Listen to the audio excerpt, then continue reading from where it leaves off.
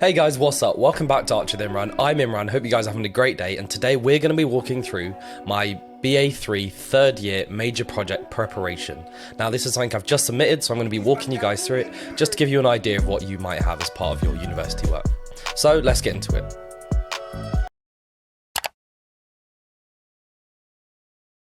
So starting off, this project is based in Commercial Road, which is the commercial district of Portsmouth.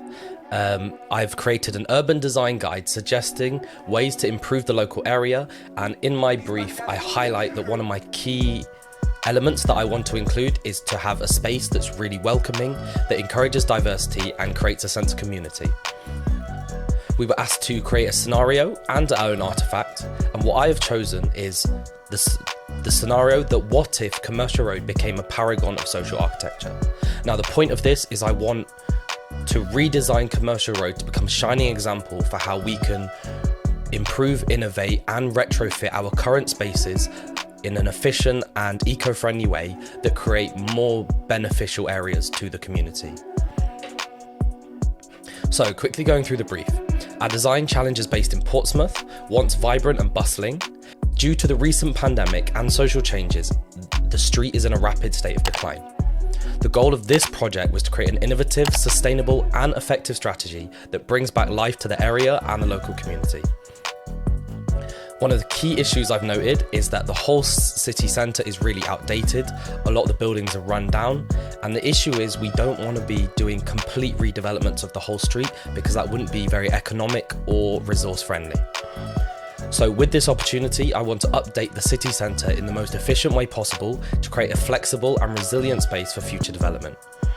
Now, before going into the design, I first had to identify a number of key areas I wanted to look at and research. These I've chosen are population, environment, structure, transport, crime and economic. And as you can see below, I've given a reason for why I wanted to look at each area. Now in these areas I look at local statistics and data from loads of different sources such as the police, government registrars, census, just to give an idea of the local community and the ways I could benefit it best.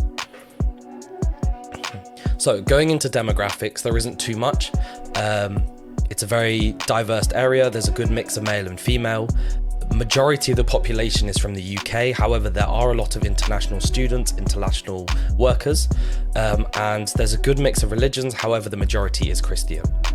Now if you look here, you can see on the area aged under 25 that a lot of people around, so if you see here, this is the Commercial Road area, a lot of people around this area are below the age of 25. Now the reason for this is because Portsmouth, and especially this area, is very student friendly. There's a lot of university buildings, there's a lot of accommodation in the area, so a lot of the younger people that are studying tend to habit this area. One of my aims of my project is to improve this and have more young professionals and more adults living in the area. This will create a more diversified community and hopefully add more life and money to the area. I've also noted that a lot of the people in the area are residents in the UK for less than 2 years. So these are either international students or international workers coming to the area to come work.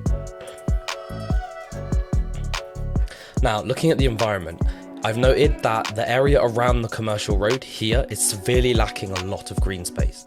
So one of the key necessary things I need to do is to improve the amount of greenery in the area.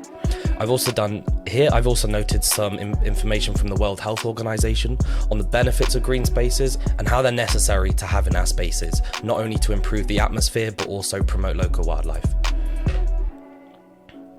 I've also identified the structures. Now, as you can see from these images, many of the shops in Commercial Road are closed and they all have multi-storey use. I've identified that on the second and third floors of most of these buildings, they fall under the categories of either shops and storage, office space, or are just simply empty. I've also noted some of the key traffic down the area, and I've also looked at the local shop usage. As you can see, this area here is Cascade Shopping Centre, and a lot of the shops within it don't have much diversity, so one of my aims of the project is to increase diversity in shop usage.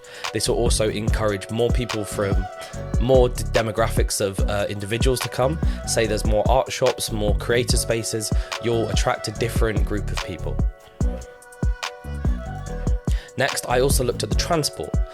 As you can see in this diagram, there are some really large car parks surrounding the area, and as you can tell by the satellite, this car park here and these multi-storey are very, very rarely even reach a fraction of their full capacity. So I've noted that it may be necessary to remove one of these to create more space for a more beneficial area to the community. The space is also really easily accessible by bus routes, by walking or by cycling, so therefore it's not as necessary to have as many cars. This will help promote less fuel usage and also promote a more healthy lifestyle for people living in the area. Next, I looked at crime. Now, along the central corridor of Commercial Road, there are quite a lot of cases of crime, and here you can see in these pie charts what they fall into. Some of the biggest ones are antisocial behaviour, violence, shoplifting, and burglary, and things like criminal damage and vandalism. So one of the key ideas of the guide is to address this because it's one of the key issues.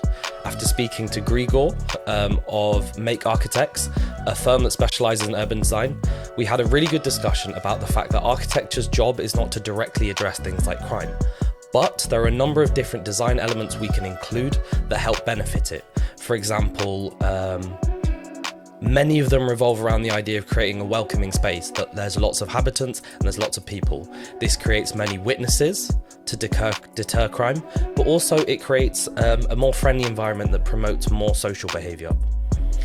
Another thing I've noted is that Cascade Shopping Centre, the main shopping centre on the high street, is only open between 9 AM and 5 PM. As you can see on these graphs, by 6 PM, the whole of Commercial Road tends to be quite dead.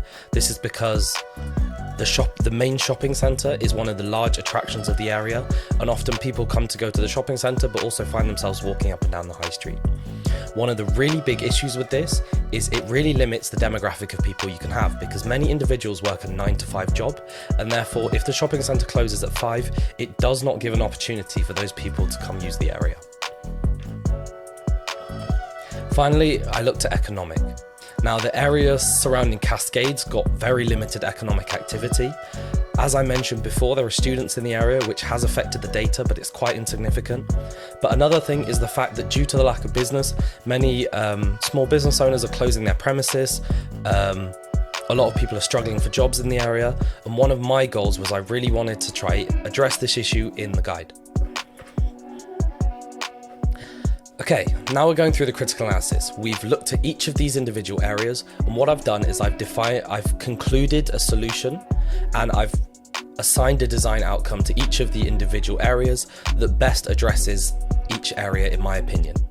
So for example, in population, we see there's a large student area, and one of the key things was there's social segregation. And one of the ways I wanted to address this was to encourage social interaction with things like the street design and the layout. Another example is with crime.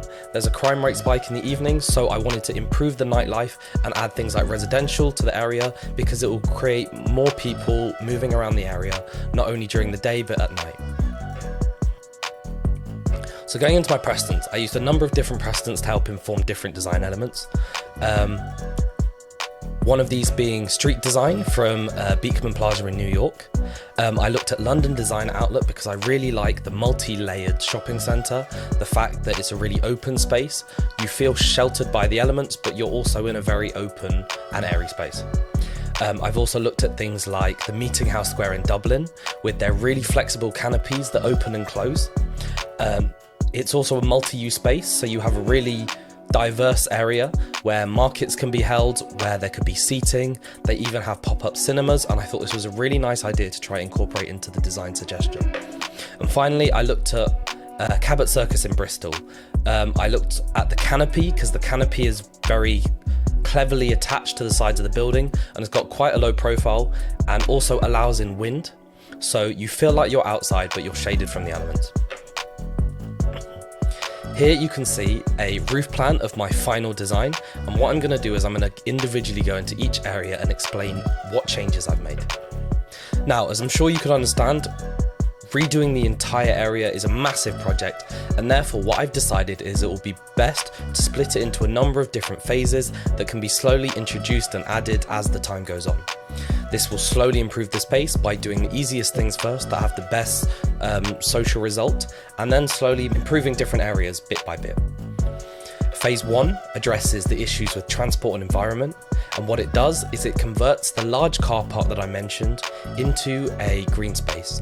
It adds a load of social spaces that promote activities, sport, and also things like sculpture gardens and outdoor fitness areas to unite people and hopefully increase the social interaction. Phase 2 looks at the street design, the spine of Commercial Road, and what I do is I redesign it in a way that helps for an easy flow of traffic, but also allows individuals to talk and discuss and create seating areas that allow a more positive atmosphere and try and improve the social segregation that I talked about previously. Phase 3 takes on the ambitious task of redesigning the shopping centre.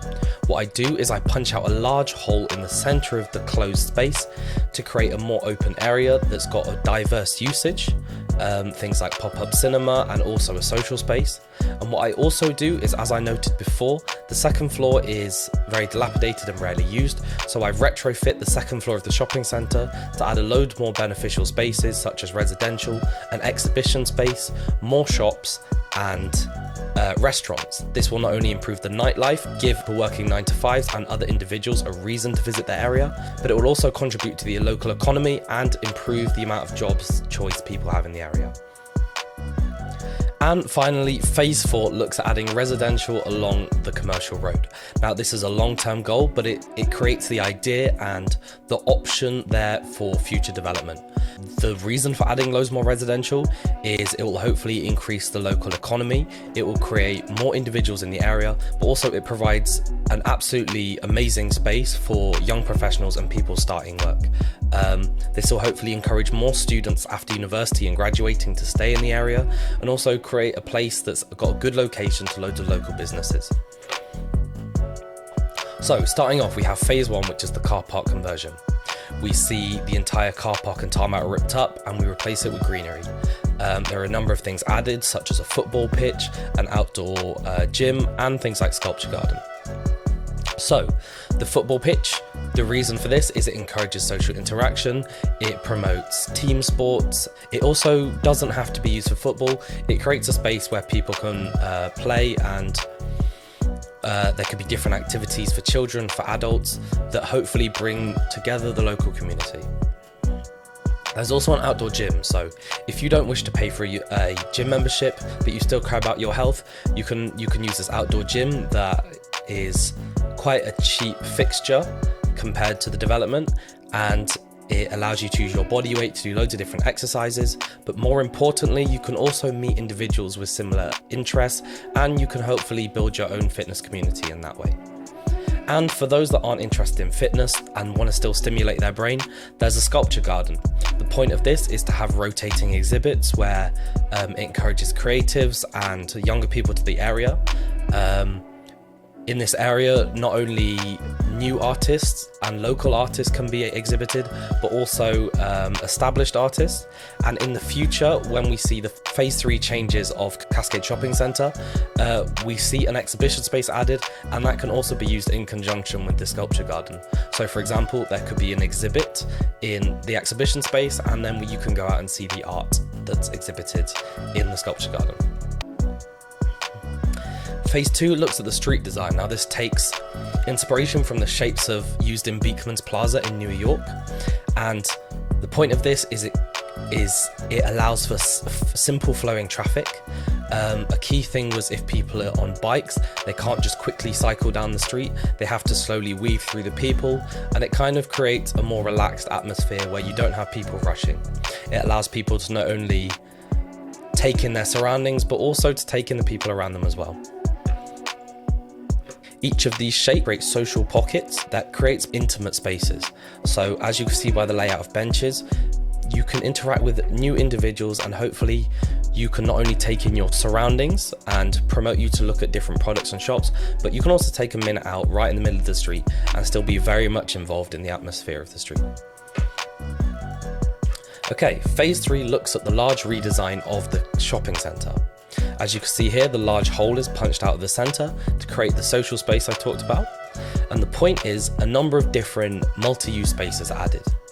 As you can see in purple, restaurants and bars are added. This not only increases the nightlife, it gives the people a reason to visit in the evenings, and also provides a number of different jobs and economic stability to the area. One of the key things with the hole punched out is that this will no longer be a closed shopping centre that's only accessible from the inside, and all of these pathways will be opened up, so you could even cut through the shopping centre at night if you're walking through. There are also shops added to the second floor, as you can see by the turquoise. Now, the point of the shops has 3 different usage. One, they not only provide shops for the people that have had their areas displaced from where the hole has been punched out, but it also allows a further diversification in shop type. And finally, it distances this residential area here that we'll talk about in a minute from the restaurant. So in the evenings, the exhibition space and the shops will most likely be closed. So therefore, the residential area get a nice sound barrier and distancing from all the restaurants. As mentioned previously, we have a new exhibition space. This not only adds an educational purpose to the space, where students and school trips can come visit, but there could be pop-up museums, there could be art exhibitions. It adds a whole new demographic and gives more people a reason to visit the area. And finally, as I mentioned, we have the residential. Now, this is the first small part of residential, but hopefully provides optimum spaces for employees that are either working in the local area or that like a social atmosphere and want to be right in the middle of the city centre. This would be prime location, as I've said, for graduates, for people working in the city, and for people that need to be close to the train station that work further away from Portsmouth. As you can see, just some plans showing the purposes of the shops. As we mentioned, the shops are all on the ground floor.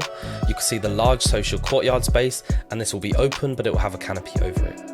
You can now see the second floor purposes, and here you can see the canopy roof. Now, this is similar to Cabot Circus, as previously mentioned, where it's attached to the sides of the structure, but it allows wind to come through, so you still feel like you're an outdoor space. This space can also be used for markets. So there is a weekly market that happens in Commercial Road, normally along the spine. However, it can now be held in this area where they'll be covered from rain, and that'll also deter people from being in the cold and shopping in the rain. Here you can see a small section through the building where you can see the old shops on the ground floor, the new shops with a small balcony that people can walk around inside, and also you can see the third floor, which in this building would have been storage. You can also see how the canopy attaches to the side of the building, and it's quite a low profile, so it doesn't obscure the view when you're on the street. And finally, we can see the 4th floor residential additions. You can see the continuation of the retrofitting on the 2nd floor suggested. This can act as not only a template to be replicated on Commercial Road, but it can also be done in different areas and different cities. This idea of retrofitting our buildings is really efficient, eco-friendly, and also just allows them to be used for different purposes. This not only aids the current housing crisis, but it's also, as I've mentioned before, is ideal for young professionals. Hopefully these individuals living in our cities are going to be the future of our communities, and they're going to contribute to the economy, to the local jobs, and therefore it's really important that we cater for those new graduates and young employees, because they're going to be our future community. And then we end with some closing remarks. I state that if this guide is closely followed, Commercial Road will be transformed from a tired and dilapidated area to a thriving community, achieving its goals of creating a new cultural and social hub at the heart of Portsmouth. The design guide is not only efficient, sustainable and economically smart, but it allows for diversification in shop use whilst creating spaces for unity, education and celebration of diversity. This project acts as a paragon of social architecture, allowing similar repurposing design elements and ideas to be incorporated into other cities. This is something that we must do because architecture is crucial to our communities, and creating spaces that encourage this using architecture's innate ability to drive social interaction, we can really benefit from these spaces. And that's the end of my project. Now, it's really important to note this was my major project preparation, so the point was simply to design a design guide or a suggestion of how I'd improve the area. I've done quite a large design plan with multiple phases because I think it makes the most sense in terms of strategy. For my major project that I will be doing later in the year, I will be doing it in a similar area, which is why all of the previous statistical data is important, but we'll be having a different design brief, designing a different structure. So hopefully you guys stay tuned and you see that. Hopefully you guys found this video helpful. If you want to check out some more of my walkthroughs, they'll be in the card right now. And I hope you guys have a lovely day. I'll catch you soon.